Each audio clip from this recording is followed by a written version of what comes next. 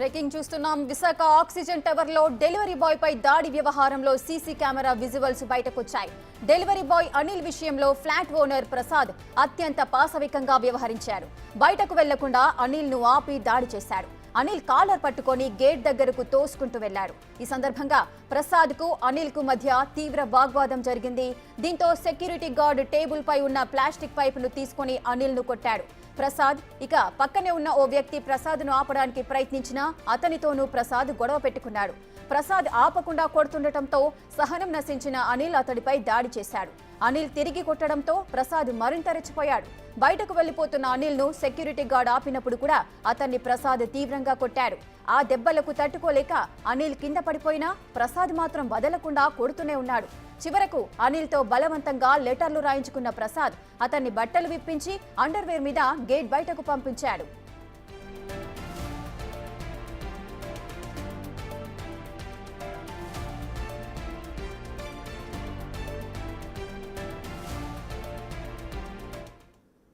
రెటికా Visakha oxygen tower లో delivery boy పై దాడి వ్యవహారంలో సీసీ కెమెరా విజువల్స్ అయితే బయటకు వచ్చాయి. దీనికి సంబంధించిన పూర్తి డీటెయిల్స్ మా ప్రతినిధి రాజు లైవ్ లో అందిస్తారు.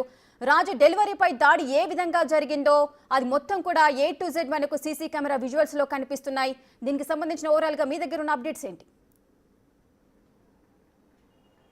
డెలివరీ బాయ్ అనిల్ మీద జరిగినటువంటి ఈ దాడికి సంబంధించి సీసీ కెమెరా విజువల్స్ బయటకు వచ్చిన తర్వాత కనిపిస్తున్నటువంటి ఆక్సిజన్ టవర్స్లో ఉంటున్నటువంటి వాళ్ళు ఎవరో కూడా వాస్తవంగా చెప్పాలంటే మానవత్వం ఉన్నటువంటి మనుషులుగా మాత్రం కనిపించట్లేదు. ఎందుకు ఈ మాట అంటున్నామంటే ఒక పక్క నుంచి 2914 ఫ్లాట్ నెంబరు ఫ్లాట్కి సంబంధించినటువంటి యజమాని ప్రసాద్ డెలివరీ బాయ్ని అటు ముఖ్యంగా సెక్యూరిటీ వాళ్ళు సెక్యూరిటీ చెకప్ దగ్గర నిలుపుదల చేసి దాడి చేస్తూ కొడుతున్నా కానీ లోపల నుంచి వచ్చినటువంటి వాళ్ళు ఏదో అక్కడ సినిమా షూటింగ్ జరుగుతున్నట్లుగాను సినిమా జరుగుతున్నట్లుగాను చూస్తున్నారు తప్ప ఎక్కడ ఎవ్వరు కనీసం ఆపే ప్రయత్నం కూడా చేయలేదు. మనం డెలివరీ బాయ్ అనిల్తో మాట్లాడినటువంటి సమయంలో చెక్కలతో దారుణంగా కొట్టాడనేది అతను చెప్తున్నటువంటి మాట. ఇక్కడ ఉన్నటువంటి పైపులతో కొట్టినటువంటి పరిస్థితి కూడా కనిపిస్తుంది. బయట నుంచి వెళ్తున్నటువంటి వాళ్ళు ఎవరు లోపలికి రాకుండా భారీ గేట్లు ఉన్నటువంటి నేపథ్యంలో కనీసం ఎవరు లోపలికి వెళ్ళే అవకాశం లేదు, క్వశ్చన్ చేయడానికి లేదు. సెక్యూరిటీ వాళ్ళందరూ కూడా ఆ డెలివరీ బాయ్ అనిల్ని కదలకుండా చుట్టూ సెక్యూరిటీ వాళ్ళు ఉన్నటువంటి నేపథ్యం అయితే ఉంది. అక్కడ అదే ప్లేస్లో దాదాపుగా అరగంటకు పైనే కూర్చోబెట్టారు. అనిల్ని అటు ఇటు తిరగకుండా చేసినటువంటి పరిస్థితి అయితే ఉంది. అతను బట్టలు విప్పి మొత్తం అండర్వేర్ మీద ఉంచి అతను వేసుకున్నటువంటి టీషర్ట్ కానీ ప్యాంట్ కానీ మొత్తం విప్పేసినటువంటి పరిస్థితి అయితే ఉంది. ఇవన్నీ కూడా సీసీ కెమెరాలో రికార్డ్ అయినటువంటిది అయితే ఇక్కడ స్పష్టంగా కనిపిస్తుంది. అపార్ట్మెంట్ లోపల నివసిస్తున్నటువంటి వాళ్ళు ధనవంతులుగాను డబ్బు ఉన్నటువంటి వాళ్ళుగానే వ్యవహరించారు తప్ప మానవత్వం ఉన్నటువంటి వాళ్ళుగా ఎక్కడ కనిపిస్తున్నటువంటి పరిస్థితి అయితే లేదు. ఎందుకంటే ఇన్ని కోట్ల రూపాయలు విలువైనటువంటి భవంతుల్లో నివాసం ఉంటున్నటువంటి వాళ్ళకి ఏ ఒక్కరికి కూడా మానవత్వం ఉందా లేదా? ఎందుకంటే ఒక వ్యక్తిని ఒక డెలివరీ బాయ్ చేసిన అతను దొంగతనం చేయలేదు, అత్యాచారం చేయలేదు, ఇంకా ఏది చేయలేదు, లోపల నుంచి ఎవరిని ఇబ్బంది కలిగించలేదు. కేవలం డెలివరీ చేసి వచ్చిన దానికోసమే ఇంత దారుణంగా దాడి చేసి కొట్టారంటేనే పరిస్థితి ఎంత దారుణంగా ఉందో అర్థం చేసుకోవచ్చు. ఇది అపార్ట్మెంట్సా, గేటెడ్ కమ్యూనిటీ లేదా ఒక ప్రైవేట్ జైల్లో కూడా అర్థం కానటువంటి పరిస్థితి అయితే ఉంది. డెలివరీ బాయ్ ప్రాణభయంతో ఎవరికి ఫోన్లు అందుబాటులో లేకుండా ఎక్కడి నుంచి వెళ్ళిపోయినటువంటి పరిస్థితి ఉంది. ఇప్పటికే SC/ST అట్రాసిటీ కేసు నమోదు చేసి ప్రసాద్ని రిమాండ్కి పంపించినటువంటి పరిస్థితి ఉంది. వచ్చే నెల 7వ తేదీ వరకు ఈ రిమాండ్లో ఉంటారు. కానీ ఇంతమంది మనుషులు లోపల ఉన్నటువంటి వాళ్ళు ఉన్నారు, డబ్బులు అయితే ఉన్నాయని చెప్పుకుంటున్నటువంటి వాటి వీళ్ళకి మానవత్వం గుర్తుకు రాలేదా? సెక్యూరిటీ నిలుపుదల చేసి ఇక్కడ కేసు ఒక ప్రసాద్ మీదే కాదు, ఇంత దాడి జరుగుతున్న సోద్యం చూస్తున్నటువంటి సెక్యూరిటీ మీద కూడా కేసులు నమోదు చేయాల్సినటువంటి పరిస్థితి ఉంది. ఒక వ్యక్తి మీద దాడి జరుగుతూ కొడుతున్నటువంటి యజమాని కొడుతున్న మిగతా వాళ్ళందరూ కూడా చాలా చూస్తూ ఉన్నారు. ముఖ్యంగా అతనికి ప్రొటెక్షన్ ఇస్తున్నటువంటి పరిస్థితి అయితే కనిపించలేదు. అక్కడ కేవలం కనిపిస్తుంది ఏంటంటే ప్రసాద్ని అనిల్ అక్కడ కూర్చొని ఉంటే అతని చుట్టూ కదలకుండా సెక్యూరిటీ వాళ్ళందరూ ఉన్నారంటే వాళ్ళ మీద కూడా కేసులు బుక్ చేయాల్సినటువంటి పరిస్థితి కనిపిస్తుంది. ఇంత దారుణాతి దారుణం, మానవ హక్కులు కూడా ఉల్లంఘన ఇక్కడ స్పష్టంగా కనిపిస్తుంది. కానీ ఆక్సిజన్ టవర్స్లో సంబంధించినటువంటి వాళ్ళు ఏ ఒక్కళ్ళు మాట్లాడకుండా దాటవేసే ప్రయత్నం అయితే చేస్తున్నారు. ఇది మాత్రం అత్యంత దారుణమైన హేయమైన విషయంగా చెప్పుకోవాల్సినటువంటి పరిస్థితి కనిపిస్తుంది. Rekha, right, thank you Raju, thanks for the live details. Right, నిన్న కూడా మనం చూసాము డెలివరీ బాయ్ అనిల్ విషయంలో ప్రసాద్ ఏ విధంగా ప్రవర్తించాడో.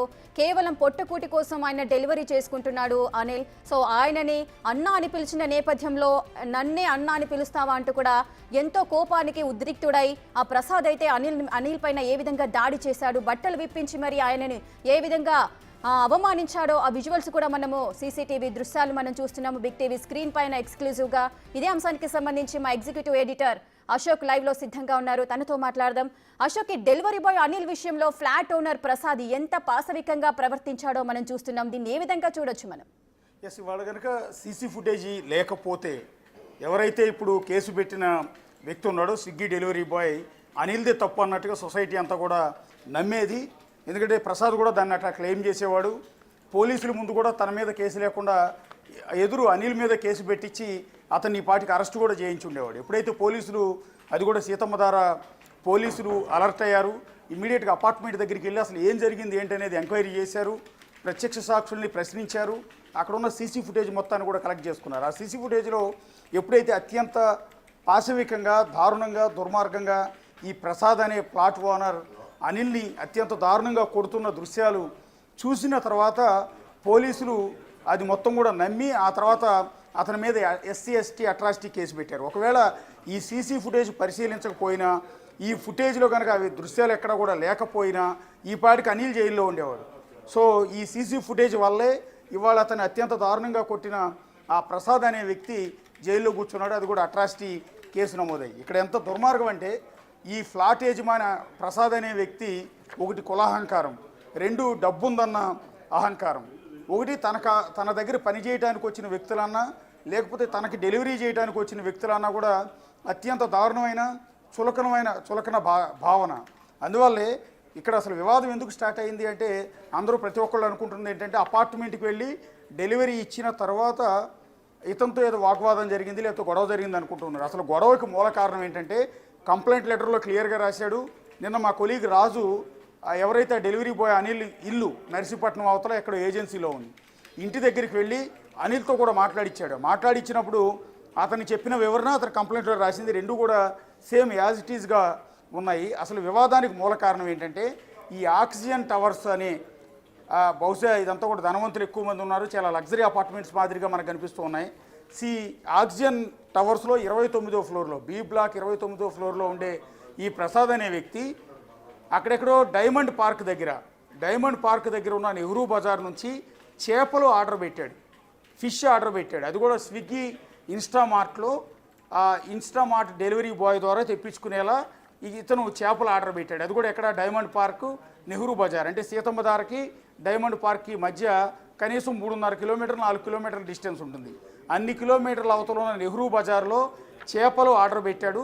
సో ఇతను ఆల్రెడీ ఆ షాప్కి ఈ ప్రసాద్ అనే వ్యక్తి చేపలకు పేమెంట్ కూడా చేసేసాడు. అయితే స్విగ్గీ ఇన్స్టామార్ట్ ద్వారా తీసుకొచ్చినందుకు ఈ 4 కిలోమీటర్ల దూరం తీసుకొచ్చి డెలివరీ చేసినందుకు స్విగ్గీ డెలివరీ బాయ్కి 55 రూపాయలు పేమెంట్ కూడా చేశాడు. అది కూడా ఆన్లైన్లోనే చేశాడు. నిన్న ఆ బిల్లును కూడా అనిల్ మన బిగ్ టీవీకి ఇవ్వడం కూడా జరిగింది.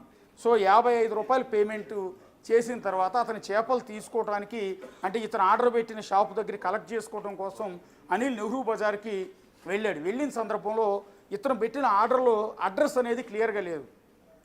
ఏ షాప్ నుంచి ఈ చేపలను కలెక్ట్ చేసుకోవాలన్నది అతనికి క్లారిటీ లేదు, అడ్రస్ కూడా సరిగా పెట్టలేదు ఆ యాప్లో. సో అతను పెట్టకపోవడంతో కేవలం లీలా అని మాత్రమే ఉంది. బహుశా అది ఆ చేపల షాప్ పేరు లీలా అయి ఉండొచ్చు. సో అది లేకపోవటం వల్ల ఈ చేపల ఆర్డర్ పెట్టిన ప్రసాద్కి అందులో ఉన్న నంబర్ని ద్వారా ఈ అనిల్ అనే డెలివరీ బాయ్ కాల్ చేశాడు. కాల్ చేసి మీరు అడ్రస్ పెట్టలేదు, అడ్రస్ ఏదో చెప్తారా అని అడిగాడు. అడ్రస్ ఏదో అని అడిగినందుకు పాపానికి నీకు అడ్రస్ ఏదో ఏ షాప్ ఎక్కడ ఉందో కూడా తెలియకుండానే నీకు స్విగ్గీలో ఉద్యోగం ఇచ్చింది ఎవడరా అంటూ ఇష్టం వచ్చినట్టు బూతులు తిడుతూ ఉంటే ఇతను వెంటనే అనిల్ అనే వ్యక్తి ఎందుకు తిడుతున్నారంటూ ఫోన్ కట్ చేశాడు. అక్కడ గొడవ స్టార్ట్ అయింది. వాస్తవానికి అపార్ట్మెంట్కి వచ్చిన తర్వాత జరిగిన గొడవ కాదు ఇది. బిఫోరే ఇతను ఆర్డర్ పెట్టిన షాప్ అనేది అతనికి లొకేట్ కాకపోవడం, అడ్రస్ సరిగా లేకపోవడంతో అనిల్ అనే వ్యక్తికి ఏ షాప్ నుంచి ఫిషెస్ కలెక్ట్ చేసుకోవాలో తెలియక అతను తర్జన భర్జన పడుతూ ఇతను ఫోన్ చేసిన పాపానికి ఇతను ఇష్టం వచ్చినట్టు తిట్టాడు. అదేమంటే నువ్వే అడ్రస్ వెతుక్కోవాలి, నీ అడ్రస్ తెలియకపోతే నీకు ఉద్యోగం ఎందుకు అంటూ తిట్టడం. సరే ఇతను ఫోన్ కట్ చేసి మెల్లగా అదంతా కూడా వెతుక్కుని ఆ లీలా షాప్ నుంచి చేపల్ని కలెక్ట్ చేసుకుని తిరిగి ఆక్సిజన్ టవర్స్కి వచ్చాడు. సో యాజ్ యూజువల్గా ఆక్సిజన్ టవర్స్లోకి డెలివరీ బాయ్స్ ఎవరు వెళ్ళాలన్నా కూడా గేట్ దగ్గర మొత్తం కంప్లీట్ డీటెయిల్స్ ఇవ్వాల్సి ఉంటుంది. సో ఐడి నెంబర్ చెప్పాల్సి ఉంటుంది. అన్నీ చెప్పి అంత ప్రాసెస్ అంతా కంప్లీట్ అయ్యి ఆక్సిజన్ టవర్స్ బి బ్లాక్ 29వ ఫ్లోర్కి లిఫ్ట్లో పైకి వెళ్ళి కాలింగ్ బెల్ కొట్టాడు. పని మనిషి వచ్చింది చేపలు ఆ డెలివరీ తీసుకొచ్చానంటూ ఆమె కవర్ ఇచ్చాడు. ఇచ్చిన తర్వాత స్విగ్గీ ఇన్స్టామార్ట్లో ఉన్న నిబంధన ఏంటంటే ఎవరికైతే పార్సిల్ డెలివరీ ఇచ్చారో డెలివరీ ఇచ్చిన తర్వాత డెలివరీ వాళ్ళు తీసుకుంటున్నట్టుగా ఆ ఫోటో క్యాప్చర్ చేయాలంట, యాప్లో అప్లోడ్ చేయాలంట. అదే క్రమంలో ఆ పని మనిషి ఆ డోర్ తీసి ఈ డెలివరీ తీసుకున్న తర్వాత ఆమె చేతిలో ఉన్న చేపల్ని అంటే ఇచ్చిన డెలివరీ బాక్స్ని ఫోటో తీసుకున్నాడు, దాన్ని అప్లోడ్ చేసుకున్నాడు, తిరిగి పేమెంట్ అయిందా లేదా చెక్ చేసుకున్నాడు. 55 రూపాయలు డెలివరీ ఛార్జీ చేసినట్టుగా అందులో మెసేజ్ ఉండటంతో వెనుదిరిగి లిఫ్ట్ దగ్గరికి వచ్చేసి లిఫ్ట్ ఎక్కబోతున్న తరుణంలో మళ్ళీ పని అమ్మాయి లిఫ్ట్ దగ్గరికి వచ్చి మా సార్ మిమ్మల్ని పిలుస్తున్నారు అంటూ వెనక్కి పిలిచిందట. పిలిచిన తర్వాత అక్కడికి ఎందుకు పిలుస్తున్నారు, మళ్ళీ ఎందుకు, ఏం జరిగింది అనే క్రమంలో ఈ డెలివరీ బాయ్ మళ్ళీ తిరిగి ఫ్లాట్ దగ్గరికి, అంటే 2419 ఫ్లాట్ నెంబర్, ఆ ఫ్లాట్ నెంబర్ దగ్గరికి వచ్చేటప్పటికే ఇతను ఎవరైతే ఓనర్ ఉన్నాడో ఆర్డర్ పెట్టిన వ్యక్తి ప్రసాద్ వెంటనే వచ్చి నీకు కస్టమర్తో ఎలా మాట్లాడాలో కూడా మీ సంస్థ వాళ్ళు చెప్పలేదో అంటూ గొడవకు దిగాడు. ఎందుకంటే ఫోన్లో ఆల్రెడీ వీళ్ళిద్దరి మధ్య కన్వర్షన్ జరిగింది, ఇద్దరి మధ్య వాగ్వాదం కూడా జరిగింది అడ్రస్ కనుక్కునే విషయంలో. అక్కడ మాట్లాడిన విధానం ఇతనికి నచ్చలేదు. సో అంతేకాకుండా డెలివరీ ఇచ్చిన తర్వాత నువ్వు పని అమ్మాయితో కూడా సరిగా మాట్లాడలేదంట అంటూ అతని పైన దాడి చేయటం మొదలుపెట్టడం, నేనెక్కడ మాట్లాడాను, నేనెక్కడ తిట్టాను అంటాం. అన్న తర్వాత నేను మీతో గొడవ పడాల్సిన అవసరం లేదు, నేను ఎక్కడ ఏజెన్సీ నుంచి బతకడానికి వచ్చానంటూ ఇతను చెప్పే ప్రయత్నం చేసి వెంటనే లిఫ్ట్ రాకపోవడంతో మెట్లు మీద నుంచి, అంటే 29వ ఫ్లోర్ నుంచి మెట్లు దిక్కేందుకు వచ్చే ప్రయత్నం చేస్తున్నాడు. అయితే నేను మాట్లాడుతూ ఉన్నా సరే నువ్వు నాకు సమాధానం చెప్పకుండా నువ్వు ఫోన్లో అలాగే ఆర్గ్యూ చేసావు, ఇక్కడ కూడా అలాగే ఆర్గ్యూ చేస్తున్నావు అంటూ ఇతను మెట్లు దిగి వస్తూ ఉంటే 29 ఫ్లోర్లు ఆ యజమాని ప్రసాద్ కూడా మెట్లు దిగే కిందకు వచ్చాడు. సో 29 ఫ్లోర్లు మెట్లు దిగుతూ డెలివరీ బాయ్ ఎలా దిగాడో ఫ్లాట్ ఓనర్ ప్రసాద్ కూడా ఇతను వెంబడిస్తూ అతన్ని తిడుతూ ఈ విధంగా వెంటబడుతూ కిందికి వచ్చాడు. కిందికి వచ్చిన తర్వాత ఇతను సెక్యూరిటీ గేట్ దాటి బయటకు వెళ్ళిపోయే తరుణంలో ఆ సెక్యూరిటీ సిబ్బంది చేత గేట్ వేయించేసి ఇతన్ని లోపలికి ఈడ్చుకొచ్చి అక్కడే దొరికిన ఒక కర్రతో చితగొడుతూ ఉన్నాడు. ఆ ఫుటేజ్లో కూడా మీకు క్లియర్గా కనపడుతుంది. ఒకసారి కాదు, 2 సార్లు కాదు, 3 సార్లు కాదు, అలా కొడుతూనే ఉన్నాడు. చేతుల మీద, కాళ్ళ మీద, మెడ మీద, వీపు మీద ఇష్టం వచ్చినట్టు కొడుతూనే ఉన్నాడు. అలా కొడుతున్న తరుణంలో మధ్యలో అనిల్ అనే వ్యక్తి కూడా ప్రసాద్ మీదకి రివర్స్ అయ్యాడు. తిరిగి అతను కూడా కొట్టే ప్రయత్నం చేశాడు, అది కూడా ఒక్కసారి. ఆ తర్వాత ఇతన్ని పక్కన ఉన్న వ్యక్తులు, అదే అపార్ట్మెంట్లో ఉన్న మరికొంతమంది వ్యక్తులు కూడా ఇతన్ని సర్ది చెప్పే ప్రయత్నం చేశారు, ఇతను వారించే ప్రయత్నం చేశారు అలా కొట్టొద్దు అని. అలా కొట్టొద్దు అన్నందుకు వాళ్ళతో కూడా ఈ ఫ్లాట్ ఓనర్ ప్రసాద్ ఆర్గ్యూ చేస్తున్న విజువల్స్ కూడా మీరు ఎదురుగా చూడొచ్చు. ఆ తర్వాత ఇతని సెక్యూరిటీ సిబ్బంది మిగిలిన ఫ్లాట్ యజమానులు ఇతను పక్కకి తీసుకెళ్లి సెక్యూరిటీ పక్కన కూర్చోబెట్టారు. కూర్చోబెట్టిన తర్వాత కూడా అదే కర్రతో మళ్ళీ అతను కొడుతూనే ఉన్నాడు. అలా కొట్టిన తర్వాత కొద్దిసేపు అనిల్ కిందకు కూడా పడిపోయాడు. పడిపోయిన వ్యక్తులు కూడా కొడుతూనే ఉన్నాడు. ఎంత దారుణం అంటే ఒక మనిషిని ఇంత నీచంగా, ఇంత దుర్మార్గంగా కొడతారా, ఇంత అహంకారమా? ఒక డెలివరీ బాయ్ కేవలం అడ్రస్ ఏది అని అడిగినందుకు ఈ రకంగా అతన్ని చితకబాదాడు. అంతేకాకుండా అక్కడి నుంచి అలా కొట్టిన తర్వాత అతన్ని సెక్యూరిటీ రూమ్ లోపలికి తీసుకెళ్ళి అక్కడ బట్టలు కూడా తీయించి, ప్యాంటు షర్టు తీయించి అతన్ని మళ్ళీ అక్కడ కూడా చితకొట్టాడు. ఆ తర్వాత బయటకు వచ్చిన తర్వాత మళ్ళీ కొడుతూనే ఉన్నాడు అనేది కంప్లైంట్ లెటర్లో రాసింది. ఆ ఫుటేజ్ కోసం కూడా ఇప్పుడు ట్రై చేస్తూ ఉన్నాం. ఆ తర్వాత బట్టలు అక్కడ వేసుకోవడానికి కూడా ఒప్పుకోకుండా కేవలం అండర్వేర్ మీద బయటికి వెళ్ళిపోమని చెప్పడం, ఆ తర్వాత ఇతను కాళ్ళ మీద ప్రాధేయపడి బట్టలు ఇవ్వమని బతిమలాడుకున్న తర్వాత ఆ బట్టలు ఇస్తే ఆ బట్టలు తీసుకుని, అంటే సెక్యూరిటీ గార్డ్ ఇచ్చిన బట్టలు తీసుకుని గేటు బయటకు వచ్చి గోడ పక్కన ఒంటి మీద బట్టలు వేసుకోవాల్సిన పరిస్థితి ఉంటుంది. అయితే మొదట వాస్తవానికి అనిల్ చెప్పింది ఎవరో కూడా నమ్మలేదు. ఎందుకంటే అనిల్ ఎప్పుడైతే పోలీసులకు కంప్లైంట్ ఇచ్చాడో, ఎందుకంటే ఇమ్మీడియట్గా అతను కేసు పెట్టలేదు. ఒంటి నిండా దెబ్బలు ఉన్నాయి, కొట్టింది క్లియర్గా కనపడుతుంది సీసీ ఫుటేజ్లో. సో ఆ దెబ్బలు తట్టుకోలేక ఒకటి భయంతో కూడా, ఎందుకంటే ఇంత దారుణమైన ఘటన జరిగిన తర్వాత ఎవరైనా సరే భయంతో వణికిపోతారు. ఈ నేపథ్యంలోనే అనిల్ అనే వ్యక్తి తన ఫ్రెండ్ సాయి కుమార్ ఇంటికి వెళ్ళాడు. అక్కడికి వెళ్ళి బహుశా అతని ద్వారానే ఇతను స్విగ్గీలో చేరినట్టున్నాడు. ఇంకో ఆశ్చర్యకరమైన విషయం ఏంటంటే ఇతను స్విగ్గీ డెలివరీ బాయ్గా చేరి 4 రోజులు మాత్రమే అయింది.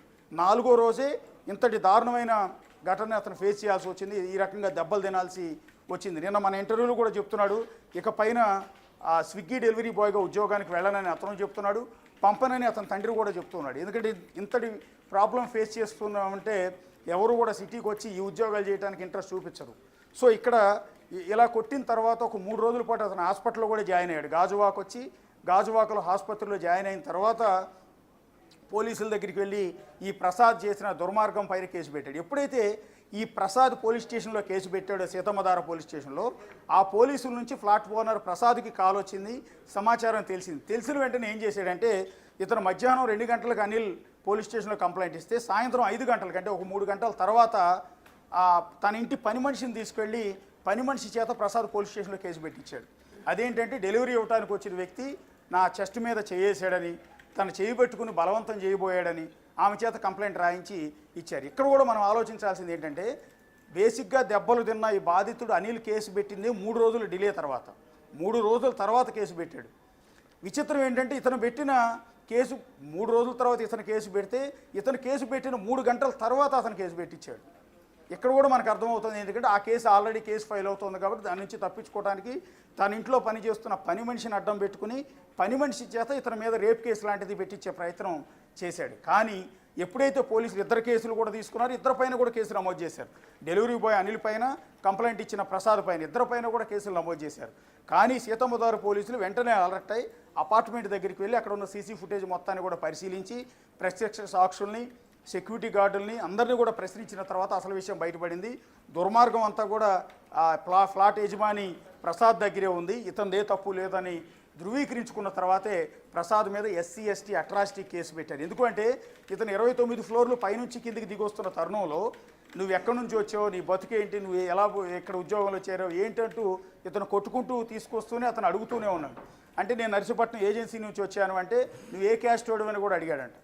సో అంటే నీ దగ్గర డెలివరీ ఇవ్వడానికి వచ్చిన వ్యక్తిని నీ కులం ఏంటి అని అడిగే పరిస్థితి కూడా అక్కడ మనకు కనిపిస్తుంది.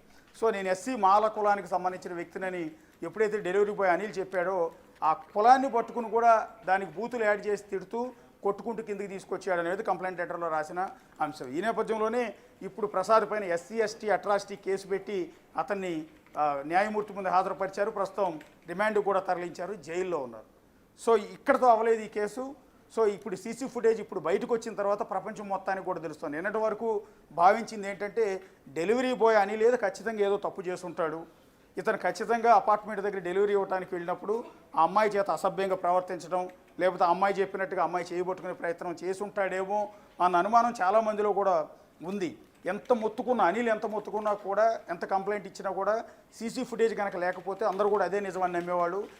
అందులో భాగంగానే మనం దాదాపు వైజాగ్ నుంచి 100 కిలోమీటర్ల అవతల ఉన్న అనిల్ ఇంటి దగ్గరికి అతని అడ్రస్ కనుక్కుని అతను భయపడిపోతున్నాడు. అప్పటికీ కూడా మీడియాతో మాట్లాడాలన్నా ఎవరితోనో మాట్లాడాలన్నా కూడా భయపడిపోతూ ఉన్నాడు. ఆ భయపడిపోతున్న తరుణంలో మన బిగ్ టీవీ రిపోర్టర్ అక్కడ ఉన్న రాజు నర్సీపట్నం అవతల ఏజెన్సీలో ఉన్న అతని ఇంటికి వెళ్ళి అతను మాట్లాడిస్తే అసలు నిజాలన్నీ కూడా బయటకు వచ్చాయి. ఇవాళ సీసీ ఫుటేజ్ కూడా మనం సంపాదించిన తర్వాత ఆ విజువల్స్ మొత్తాన్ని కూడా పరిశీలిస్తే ఈ ప్రసాద్ అనే వ్యక్తి దుర్మార్గం అంతా కూడా ఇక్కడ బయటకు వచ్చింది.